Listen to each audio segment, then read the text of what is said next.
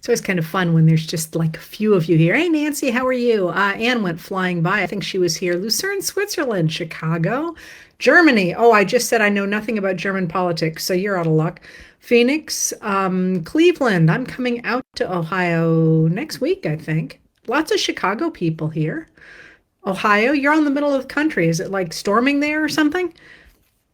Tacoma Park. Hey, Katja, how are you? Upstate New York, and Pinellas Park in Florida. I was there. Why was I there? Um, Houston.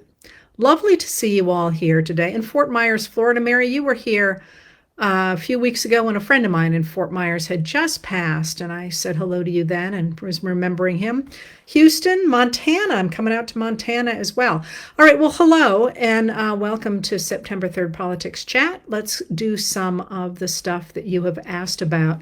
As usual, I'm going to start as people filter in with some of the easier questions that we just need to clear off the desk. So, for example, somebody asked, why do some laws take a long time to take effect? And I think you are thinking primarily of some of the laws I've written about lately that are things that, for example, try and stop money laundering through private real estate, through as opposed to commercial real estate. And the answer for that is that it takes a long time for people to start changing their record keeping systems and so on, to make it possible for them to meet new requirements, one. And two, often Congress will deliberately construct a law in such a way that it will take place after a key election, either because they don't want it to become an issue before the election, or because they are hoping that it will hurt the people that they think are going to win, or help the people that they think are going to win. So there are both of those reasons for that to happen. And one of the things that people like me are watching, for example, is that the Congress needs to fund the government by the end of the month, or the government will shut down in October. And Trump has said that he wants to shut the government down until it dramatically changes our voting system, because he insists that it is that the system is rigged against him. It is not. And there's a lot of people who are like, oh my God, don't do that. Government shutdowns, so far anyway, have always boomeranged back on the people who caused them. And the last thing that most Republicans want before the November 5th, 2024 election is to shut down the government, because they recognize that that wouldn't be very popular. So those are both reasons that things take a long time to put into effect. The things that take less time, that there isn't paperwork gathering and so on, those can go into effect much more quickly. All right, that one was easy. Here's another one. That is somewhat easy. Somebody asked if Vice President Harris should try to differentiate herself more than she has from President Joe Biden. And I think it's a really interesting question. I just did a podcast with Charlie Sykes, Josh Marshall of Talking Points Memo, Harry Littman. Is it just the three of us? Maybe it was just the three of us. No, there was a fourth. Who was the fourth? Well, there's a senior moment. I was the fourth. There we go. In which they were talking about the fact that she hadn't differentiated herself that much from Biden. And I had two things to say about it. The first was, why should she differentiate herself from what has been a historically accomplished presidency? So what's she going to say? I'm going to change the way we're dealing with the economy, when they literally have the most successful economy in the world. She has fine-tuned some of what Biden did, largely by expanding it. But why on earth would she put light between herself and him under those circumstances? She's talking about it slightly differently, but her policies are not that different. But I would say that she actually has differentiated herself from Biden. And it's such a dramatic change that I think a lot of pundits, especially male pundits, are not seeing it. And I think it's a very important change. And that is, Biden is really very deliberately worked to rebuild the American economy. That was really his focus, both on bringing back manufacturing and on promoting infrastructure and making sure that ordinary Americans had money in their pockets.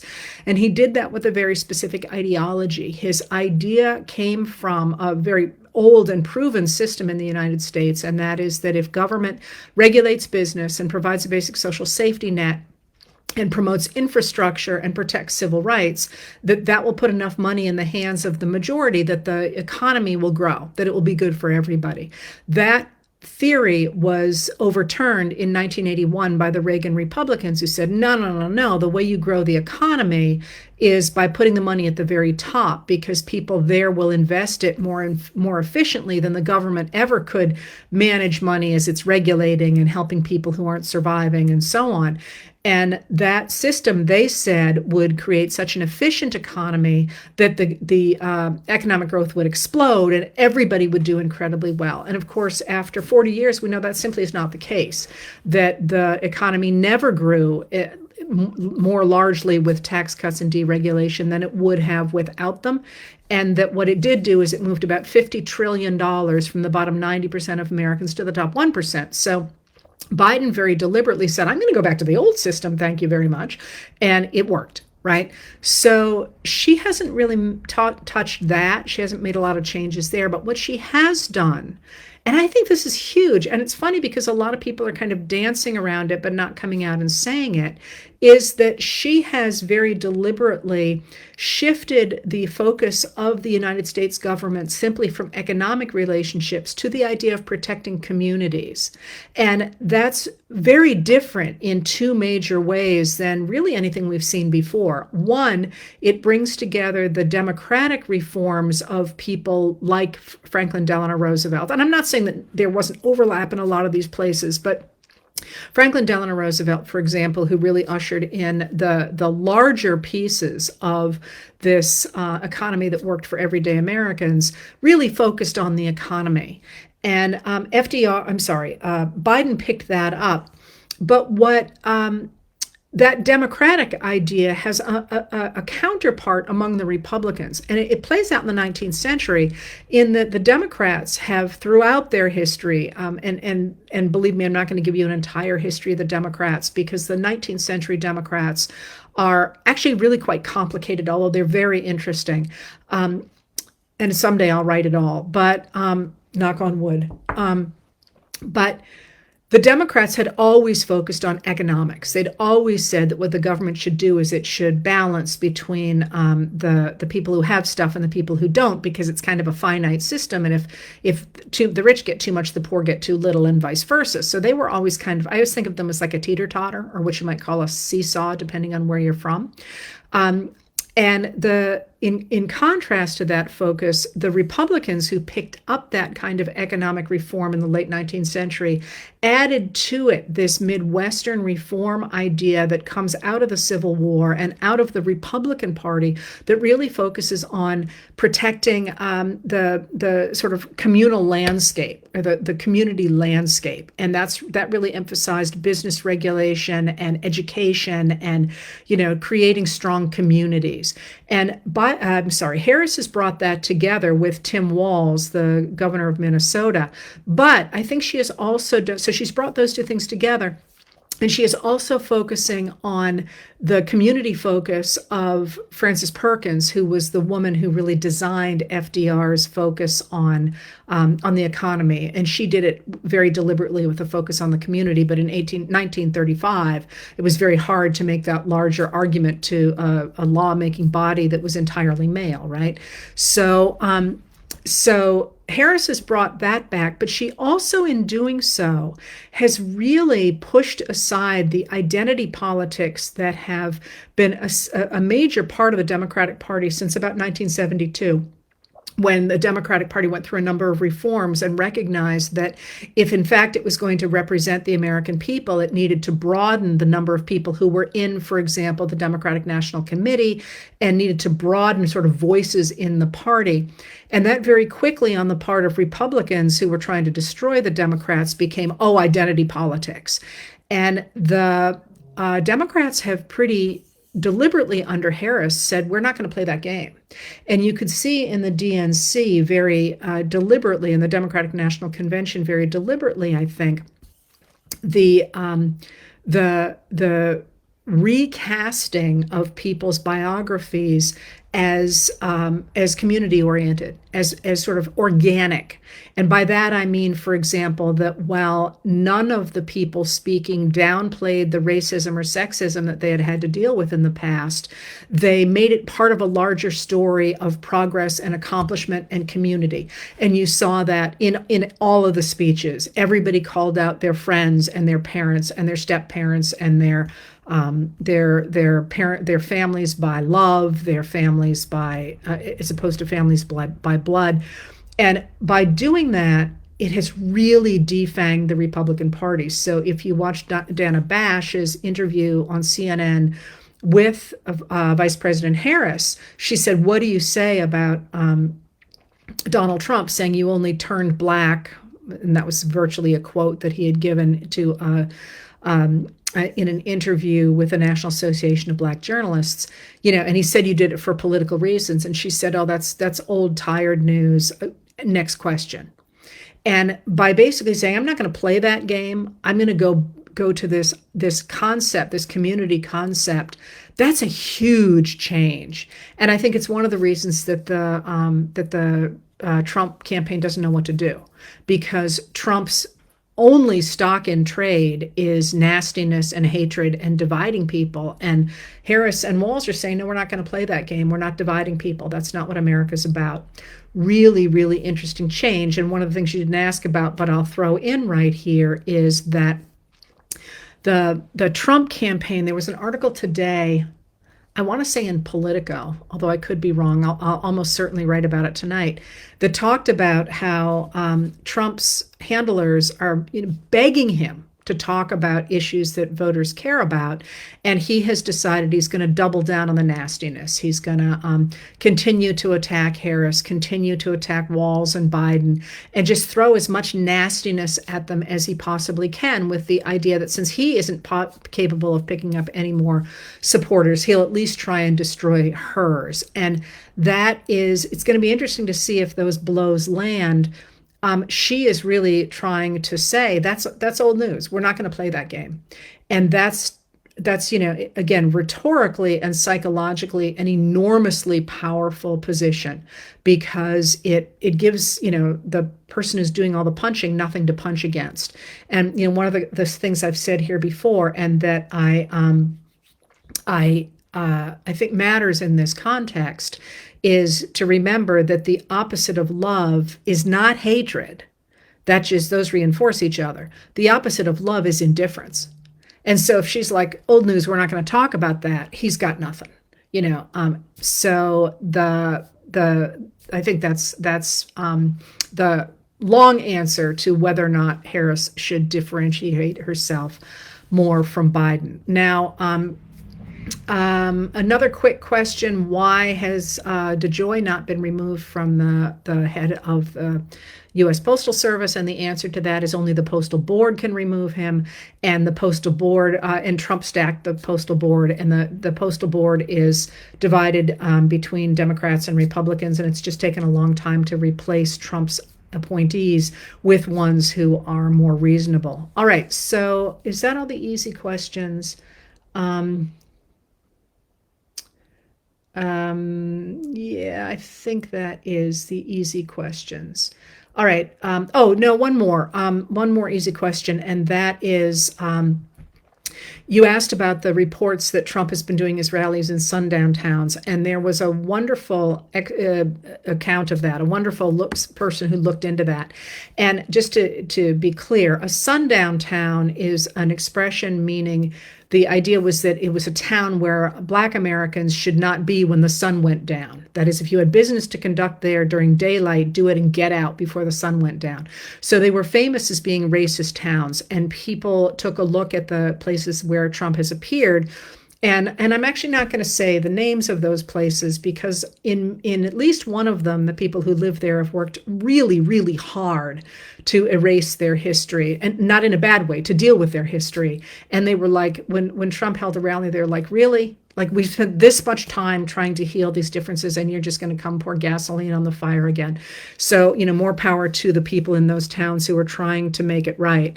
But but a wonderful look at the places where he has appeared versus sundown towns was I think took a look and said the problem here is that when you talk about it that way, it makes it sound like there was only like 7 or 8 sundown towns. Like this is most of America, folks. So it would be hard to, I mean, not it would be hard not to do a tour like that.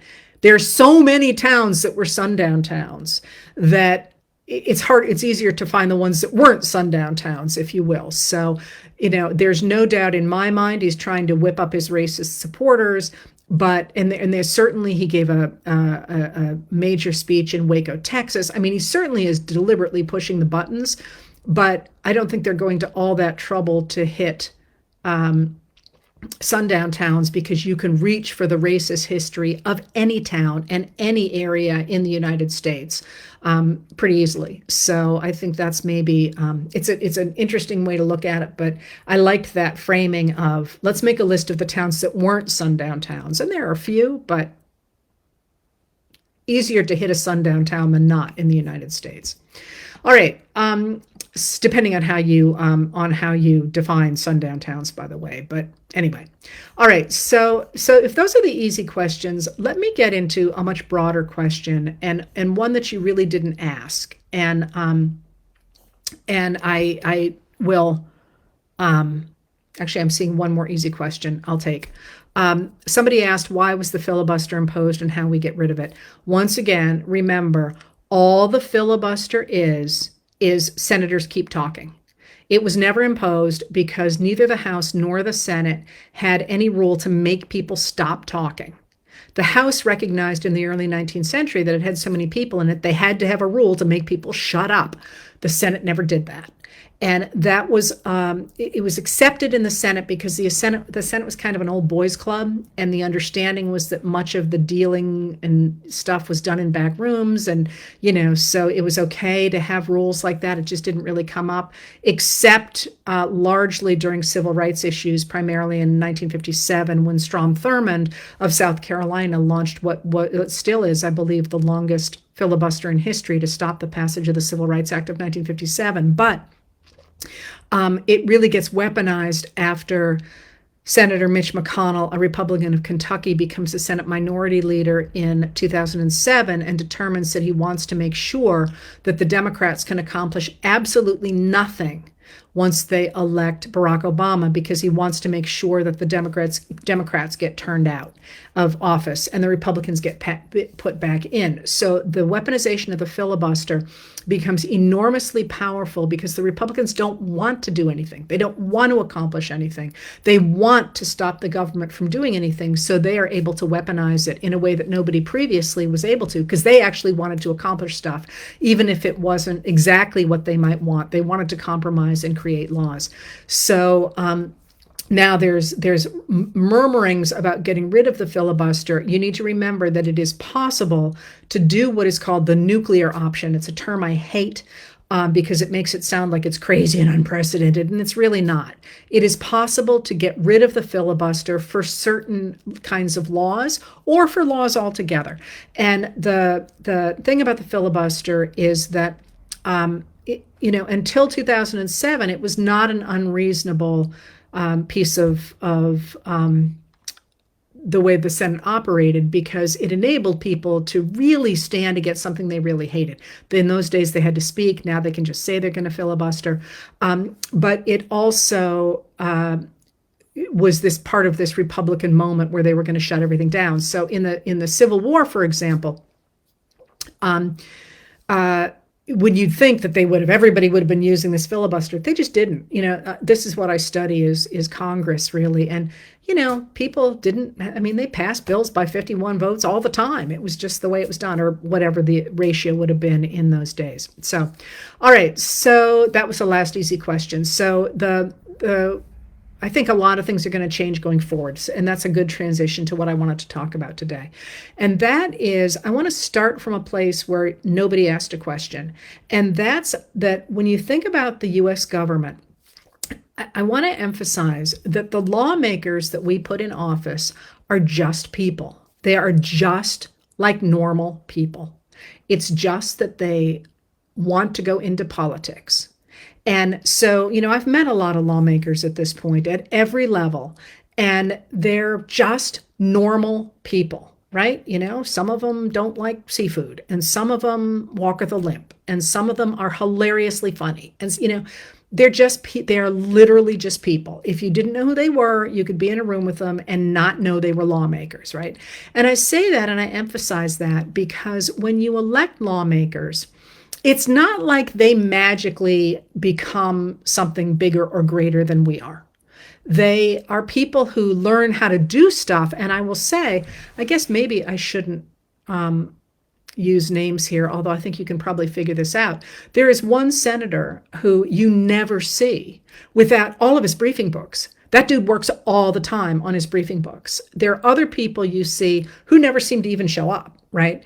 So one of the things that I want to emphasize, and the reason I say that is because what we do when we elect our lawmakers is, first of all, lawmakers either go into service because they really want to do something for the people that they will be making laws for, whether it's at the local level or rules at the local level, or whether it's at the highest levels of government. Sometimes they see a wrong that they want righted, but the career politicians generally either want to do something for people, and I really mean that, like they're really in it because they want to deal with the opioid crisis, or they really believe they can make the world better, and they go into business. They go into the business of politics for that, or they want something for themselves and their cronies.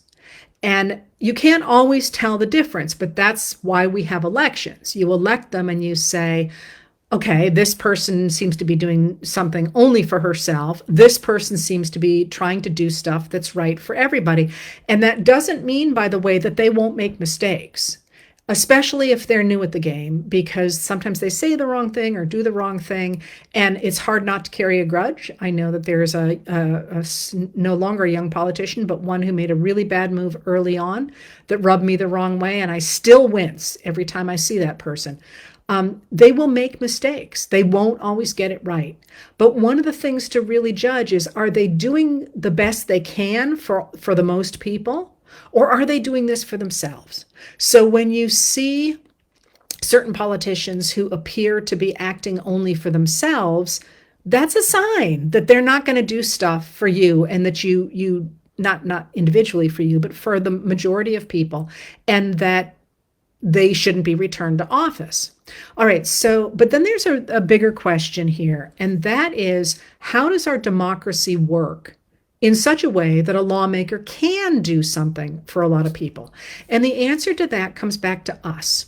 What a lawmaker can do, or a group of lawmakers can do, depends on what the public will accept, what the public thinks is a good idea. So think about, something you might really deeply care about. And I'm unfortunately kind of drawing a blank on what that would be right today, but you might care deeply about that, and you might think it's incredibly important. But unless you get a whole lot of people to think like you do, or unless a whole lot of people think like you do, a lawmaker's probably not going to say, oh my God, you're right, I'm going to push through that law because it's, I think it's a great idea. Or if they do, a lot of people are going to look at them and be like, what just happened here? Like, we don't care about that issue. How did that happen? Why did you waste time on it? So one of the things that's really, really, really important in a democracy is moving the way people think, changing how they think about things. And the way you change the way people think is by how you talk about stuff, by the things you say, and by the things that become acceptable.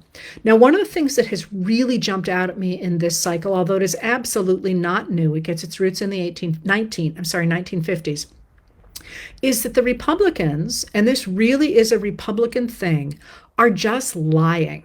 They are just lying. They're not telling the truth. So somebody was circulating on Facebook before I came on here, something that has traveled across social media, talking about how the Democrats want to put an unrealized capital gains tax on mom who bought her house for $50,000 30 years ago. Now it's worth $400,000. And in order to pay her taxes, she's going to have to take out a $112,000 loan. And That's, excuse me, but bullshit.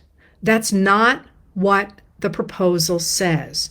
The proposal says if you are worth more than $100 million, then unrealized capital gains would in fact apply to you. That's usually stocks and or commercial real estate. And the reason that they want to do that, aside from raising tax money, is that you can borrow based on that unrealized on those unrealized capital gains, which means that people who are worth more than $100 million can, and less than that, but they wouldn't be covered by this, can borrow money tax free. And you and I can't do that. So you can agree with that policy or not agree with that policy. But the point is that if a lawmaker is lying to you about what that policy is, you cannot trust them. And think about it this way. One of the things that being an American anyway means, but I would say a fully adult human being that lives in some sort of a governmental system that lets you choose your future. Part of being an adult is being able to make good choices about your life. And if somebody is lying to you about the facts in your life, you can't make good decisions. So, for example, if you have a business partnership with somebody and you're making plans to expand your business, and your partner is sitting right next to you and being like, yeah, that's a great idea. No, I think we should have another wing off that building. Oh, no, I can get funding over here. And, oh, what do you think about the color of the chairs? And you think you're in on it.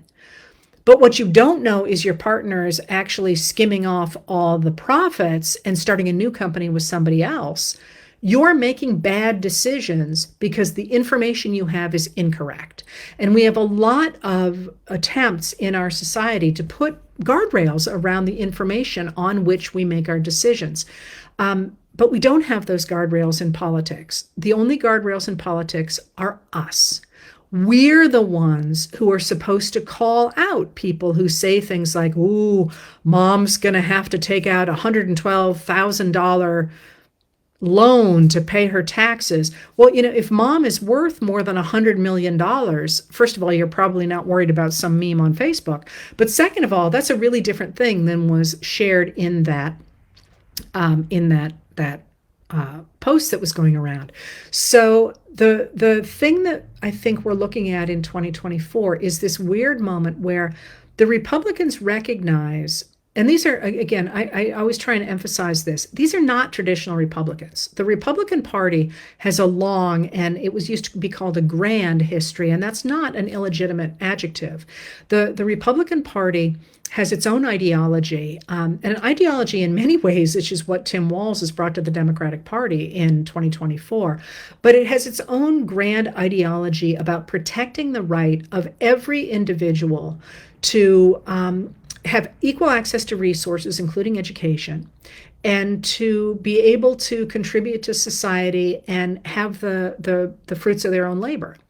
And there's more pieces to it than that, but that's 100% not what these MAGA Republicans stand for.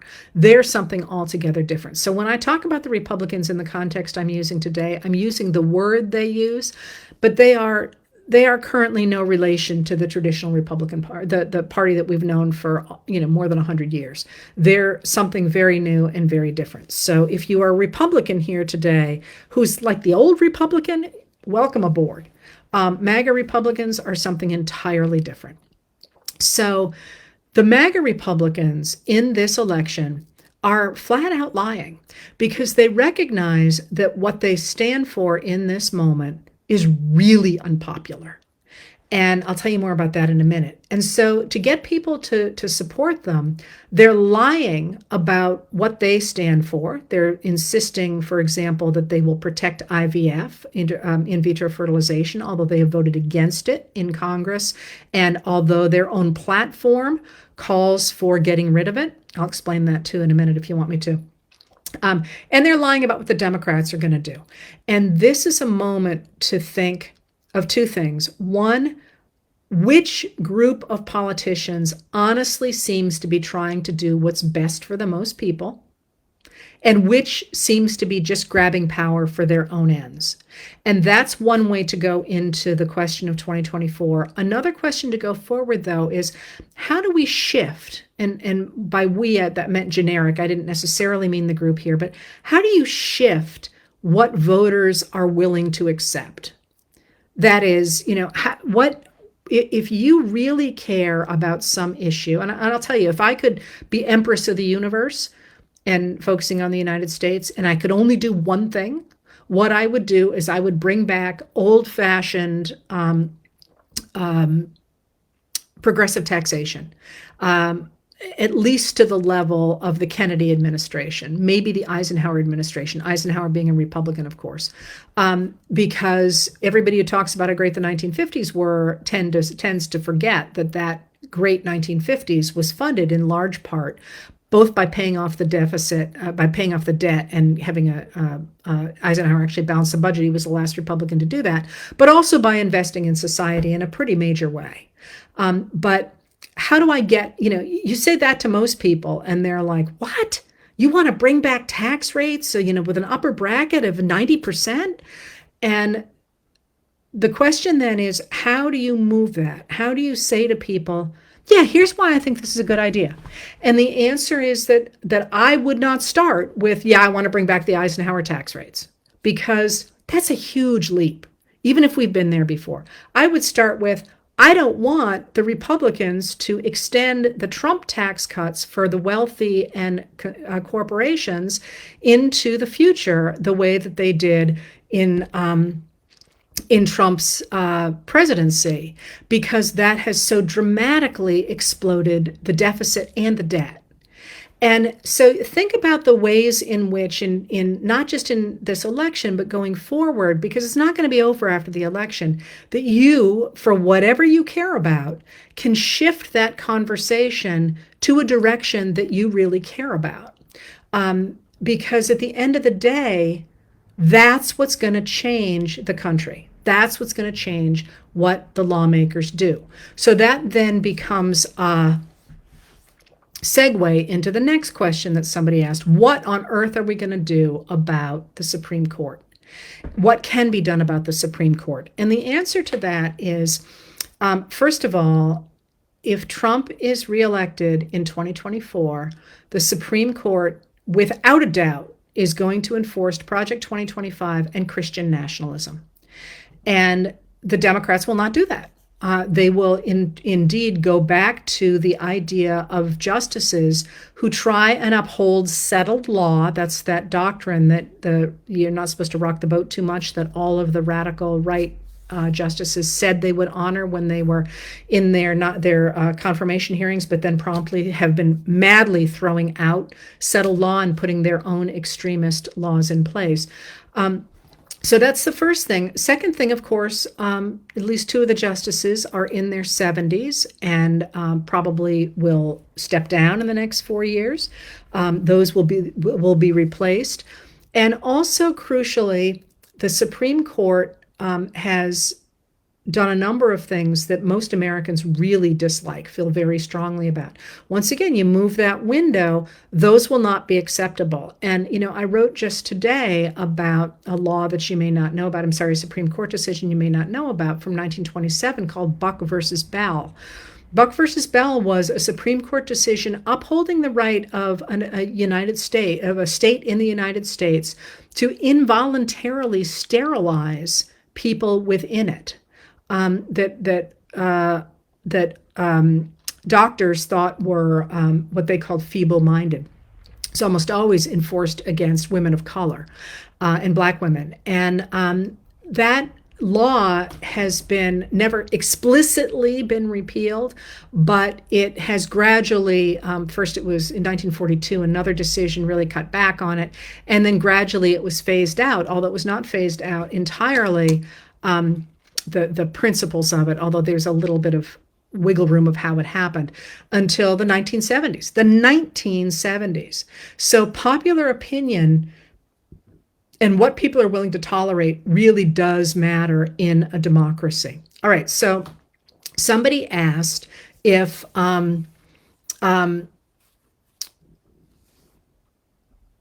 we really could be at a place where, I'm trying to see what else is here that I can whip in.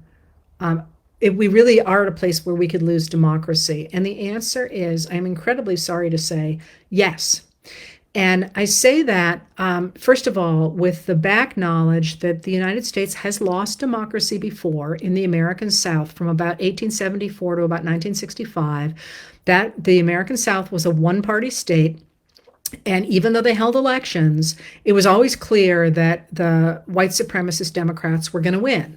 And that did a number of things aside from making the lives of Black Americans and the indigenous Americans in that region miserable. It also meant that capital tended not to want to concentrate in the South because you never knew what the law would do, because it was pretty much arbitrary because of the fact it was a one-party state. And even if you were a white person in the American South, a lot depended on who you know or who you knew. So it was the kind of place that it was really impossible to invest, really impossible to grow, and so on. So that idea of losing a democracy has happened in America before, and it absolutely could happen again. But what is different in the United States now, in this moment, is really interesting, because what's happened, and I think I'm actually working on this right now. What happened is that in the process of the Republican Party becoming the MAGA party and getting to a place where they wanted more than anything to get rid of that New Deal / Eisenhower's middle way government that regulated business and provided a basic social safety net, and also promoted infrastructure and protected civil rights. But what businessmen were really concerned about were those first two things. What they did is that faction of the Republicans invited into their coalition, first of all, the racist Southern Democrats, but also the traditionalist religious figures, especially in the American South, especially the Baptists, but that whole sort of patriarchal society, that whole idea that the human family on earth was supposed to mirror that of God's relationship to his people at a divine level. And that concept insisted on the subordination of people of color to white men, but it also depended on the subordination of women to their husbands and to their fathers. And by bringing that into the party, and then by emphasizing in 1970 the idea of abortion as a stand-in for women's rights, which it very much was in the 1970s. In the 1960s, when we get the rise of abortion rights, it's a medical issue. It's actually pushed initially by the American Medical Association because of the huge numbers of women dying from botched illegal abortions. And then we get the thalidomide issue, and that persuades a lot of doctors that they really should have the ability to make decisions with their patients, or for their patients, if you read the law, that are not hampered by the state. But in 1970, and right before the 1972 election, when Nixon is trying to pick up Catholic Democrats, he turns to the language of abortion as a stand-in for women's rights. So when Phyllis Schlafly, who's a conservative activist, first writes about abortion, she never mentions fetuses at all. She mentions women's libers and, trying to stop women's liberation. Anyway, that pulling of the idea of patriarchy into the Republican Party has, under Trump, switched from one in which the old guard, like Mitch McConnell and the people who were trying to get rid of business regulation and taxes, use the votes of the majority of evangelicals and racists to stay in power. Trump flipped that, putting the evangelicals and the racists in power, and answering to them, because they were the ones who supported him, especially after the August 2017 Charlottesville Unite the Right rally. And what that did is it really ushered into the MAGA party this idea that democracy itself needs to be overturned. And you can see the links between MAGA Republicans and this ideology through their extraordinary attraction to Viktor Orban, the Prime Minister of Hungary.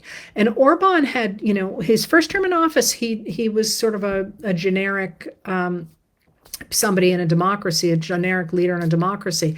Second time he was elected, he came in, got rid of LGBTQ plus rights, cut back on abortion rights, cut back on women's rights, took over the universities. And he was very clear that what he was doing was getting rid of democracy. He is one of what Anne Applebaum calls this axis of autocracy that says democracy is over. We need to get rid of democracy and replace it with strong men. And the ideology behind that, first, I think the ideology behind it is they want power because power means money. And they like those things. But there is a justification, an ideological justification for it. And this, I think, is really important. And that is that the ideology is that democracy weakens a nation. And I'm going to editorialize and say that is ridiculous because look at the United States, which has been, really tried as hard as it can to adhere to its democratic principles. And we're not exactly wusses, right? Anyway, that democracy weakens a nation because, first of all, it allows immigration. And immigration, in their terms, poisons the blood. Again, America's a nation of immigrants, but whatever. I'll try and stop editorializing. Ideology fascinates me, but this one is just such a naked power grab. All right. Once again, I was editorializing. Their argument is that democracy weakens a nation by letting in immigrants, by giving LGBTQ plus people and women rights equal to heteronormative white men who should be the patriarchs of everything. And that what you really need to do is get rid of democracy, get rid of the voting of women and LGBTQ plus people, and stop treating them equally before the law, make them subordinate to white men.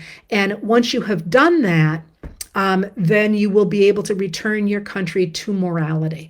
And you'll be able to enforce the kinds of religious laws that Viktor Orban has done. Now, part of that, of course, is that once Orban took power, he also took the control of the media. He took, if his opponents had factories that he wanted for his nephew, he would say to them, you can either sell to me for 16 cents on the dollar, or I'm just going to take the factory anyway. He's gathered all the economy into his own hands as well, and people are fleeing Hungary and so on. But that idea is the one that MAGA Republicans have embraced. And you can see this, for example, in the fact that Tucker Carlson keeps going to Hungary to film whatever show he's got going on, and that the CPAC, the Conservative Political Action Conference, has repeatedly invited Orban to speak in the United States. The fact that Orban repeatedly visits Trump and openly is supporting Trump in the 2024 election.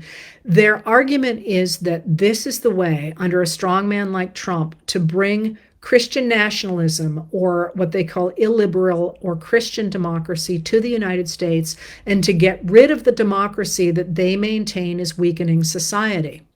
Now, that dovetails with the statements that people like Elon Musk and Peter Thiel have been making about getting rid of democracy, about how only alpha males should be part of a democracy.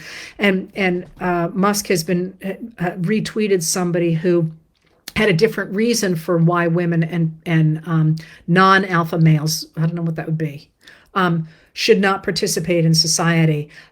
He had some techno reason that was the idea that women can't make good decisions because they're too worried about what other people think or something. In any case, it was psychobabble, because what they are really saying is they want to get rid of democracy because they want to take power into their own hands. And when they do that, some people get a lot of money, other people get to impose their version of Christianity on the rest of us. And that is completely antithetical to anything that the United States has ever stood for, not least because the framers of the Constitution and the founders of the country with the Declaration of Independence recognized that if you base a country on religion, you have the real problem, and you can see this. You can actually see this all through early American literature as well.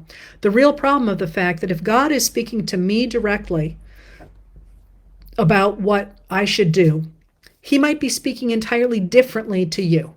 How do you resolve the differences between God's message to different groups of people? Well, you really can't in the terrestrial plane. And so what the founders did is they said, we are going to base a government not on religion, the way you people did in Europe, and you kept having blood running in the streets. We're going to base it in the laws. We're going to base it in things you can write down, and you can say, yes, this applies. No, this doesn't apply. Because then it doesn't matter if you believe in the law or don't believe in the law, or God tells you something different about one law than he tells somebody else about it. It is written down, and we can have reasoned discussions over what's in this system. They want to get rid of that. So could that happen? Yeah. Yes, it absolutely could. This is the plan. They've been quite open about the plan until they recognize that only about 6% is what I've read of Americans actually want it. Now they're trying to say, oh, we're not associated with Project 2025. That is ridiculous. Trump has celebrated it. His own PAC called it Trump's Project 2025. His own people wrote it. And they're also running away from, as I say, the idea of banning IVF, although in their own platform, the reliance on the 14th Amendment to protect life from the beginning deliberately says that once a human egg is fertilized, it has all the rights of a human being under the 14th Amendment, which means that there's obviously no abortion, but also that fertilized egg has all the rights of a human being. And there goes a lot of birth control, there goes IVF, there goes all abortion, and so on. So they're running away from what they have previously embraced, but that's absolutely there, and it absolutely could happen. All right, so where are we right now? So somebody just asked if lawmakers had to be lawyers. No, I mean, I couldn't get elected. I could run, but anybody here can run for office. It's actually good to have people who aren't lawyers. And similarly, by the way, in the past, on the Supreme Court, we always had somebody who had been an elected lawmaker at some level because they had a much more practical approach to the law than people who did not. And Sandra Day O'Connor was our last Supreme Court justice who had been an elected official. All right, so a couple more things here that tie into this about this election itself. So first of all, somebody said, we weren't supposed to pay attention to the polls forever. Now we're supposed to pay attention to the polls. What's going on? Still do not pay attention to the polls, okay? The polls in this era are deeply problematic for one reason or another. Clearly, it appears that they have changed. Do not waste brain cells following the polls, okay? The things to watch are, like I say, I'm a huge fan of Tom Bonnier. I don't know him personally. Never have exchanged a word with him, but I love his work because he's been looking at voter registrations. And what he is seeing is that the registration of female voters, especially young women, has blown the lid off registrations. And those he models to say that they will be plus 20 voting for Democrats. That's an important statistic, and he's got the numbers. That's real. All right, so that looks good there. The other thing that you should look for is what the campaigns are doing. So it is significant, I think, that the Trump campaign has very little ground game compared to the Democrats. And last night, somebody who was a volunteer with the campaign, the Trump campaign, said it was pulling out of New Hampshire because there was no longer a realistic way to win New Hampshire, and it was going to deploy its resources somewhere else. That's if the campaign decides it's going to pull its resources out of a place, that's a sign that things are not going terribly well right there. But the other question that people asked about was, could Trump steal this election? And one of the things that really hit me in the thing I did with Josh Marshall the other day is the Harry Littman, who was running the podcast, said, what do you think of the race? And we all said we thought it was a toss-up right now. And Josh said something really interesting. He said, I think it's, and I don't think it made it on the final cut, but it's all right. I don't think he'd mind if I said this. The Democrats, he thinks, and again, this and $3.08, that's the national average, will get you a cup of coffee. but he thinks that the Harris campaign is up 1 to 2 points from Trump. But he said, because of the Electoral College, that means it's a statistical dead heat. And that really hit me because he's right. The Electoral College has a baked-in advantage right now for the Republicans. And that's a really big problem. I'll come back to that in a second. The other thing, of course, is the voter suppression and the fact that the Trump campaign pretty clearly seems to be focusing on winning through lawsuits that will create enough confusion around the certification of the votes. Remember, the states certify the votes. That's what happens. The states certify the votes, and then the votes go to the National Archivist. National Archivist transmits them to Congress, which then counts them. But to stir up enough confusion over certification that the election can be thrown into the House of Representatives, where each state gets a single vote, or that the Supreme Court will take it on, where he assumes that the 6 right-wing judges will give him the win. But stop for a minute and play out what that looks like. First of all, remember that Joe Biden is in office, and it is his job to protect the elections. Do you think Americans, speaking of where people will, where that pool goes, what people will accept, do you think that Americans who vote, and I don't think anybody doubts that Harris is going to win the popular vote by a lot, that the majority of Americans vote for somebody and the opponent gets in by rigging the system to impose a dictatorship? I think if you play out what that looks like, it doesn't look like Trump takes office and instantly begins to do whatever the hell he wants. I don't know what it does look like, but I think Americans are looking back, a lot of Americans are looking back at the many years in which they accepted playing by the rules because they were doing so in good faith. And in the year 2000, when the state of Florida knocked about 100,000 people off the rolls right before the election, and then the election came down to, I think it was 537 votes. One of the things that Roger Stone said, and he was an operative at the time for George W. Bush, said, he said, the Democrats think they're playing all this, they're playing for the Constitution. They don't understand this is a street fight. And I think there's a lot of places where Democrats have said, yeah, we're going to uphold the Constitution. We're going to uphold the rules. We're going to do all the things exactly as they should be done. And we're going to assume the other side is playing in good faith. And I just don't think we assume that anymore. So I don't think that people will say, yeah, well, Trump won just, he played the game better than we did, and we're just going to let him take over American democracy. I just don't think it's going to happen that way. I'm not suggesting violence on the part of the Democrats, if you're hearing that. I don't know what it looks like, but I don't think it looks like, oh, well, it's been a nice democracy. Now we're going to turn it over to Trump because he cheated. I'm not sure that that's what I see. So could he do it?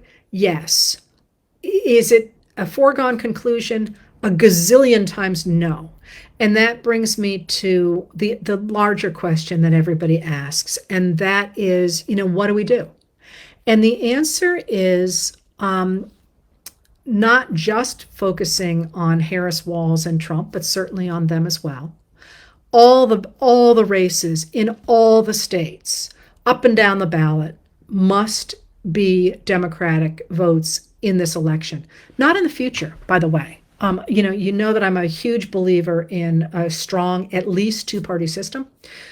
And I have maintained in a number of places that we're in a moment that looks a lot like the 1850s, where we get a huge group of people defending democracy. And once they have sustained democracy, then they will split again. And we don't know what that split's going to look like, because I think the issues are going to be entirely different as they were in the 1860s. But in this election, it's got to be Democratic up and down the ballot. And the way to do that is to get involved in your local races, in your state races, anywhere you can.